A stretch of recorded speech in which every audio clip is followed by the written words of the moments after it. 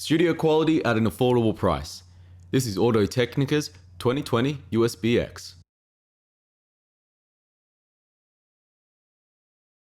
The 2020 USB-X is a studio condenser microphone with a cardioid polar pattern, meaning that provided you're talking directly into the microphone itself, everything outside the receiving point is significantly muted.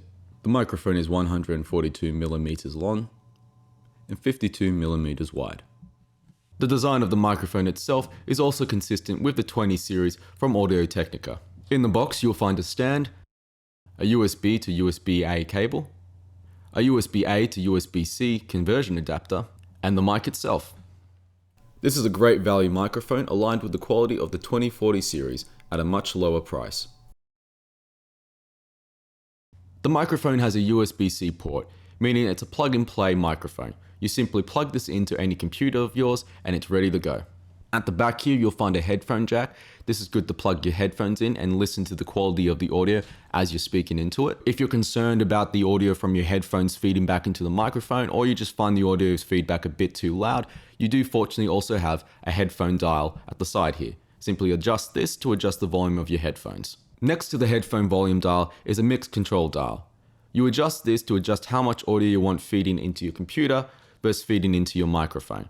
I of course don't have any audio attached to my computer outside of this microphone, so if I was to turn all the way to the computer, it would be nothing. One of the more flashy looking features on this microphone is the mute button. Now of course the mute button does just that, puts it on mute. But with this button, when you press it, it will turn the microphone red. This gives you a clear indicator of when you're recording and when you're not. Another thing to note about this button is it is very touch sensitive. A slight graze of your finger will flick it on. The stand itself is fairly short, but fortunately the microphone is very sensitive, so you don't need it that close to your face in order to record good audio. So when you consider the buttons on this microphone plus everything in the box, outside of a set of headphones, you have everything you need to get this microphone up and running. If you want to upgrade this setup to get more out of the audio quality, the microphone is compatible with the optional AT8455 shock mount and the AT8175 pop filter. Now let's get into the quality of the microphone itself. The microphone records at a bit depth of 16 to 24 bits, which gives you a clear and natural sounding voice. It has a sample rate of 44 to 48 kHz, the standards, all the way up to 88.2 and 96 kHz. It has a frequency response of 20 to 20,000 Hz. A thing to note about this microphone is it is incredibly sensitive, so if you do lean in a bit, you might start to risk clipping.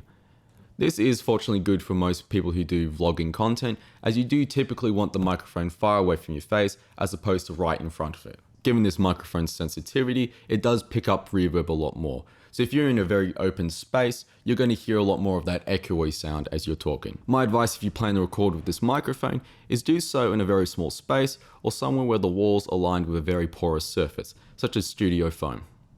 Well, I wouldn't plan to do any vocal or instrumental work with this microphone, as it is very difficult to play with the distances of the microphone given the sensitivity of the mic.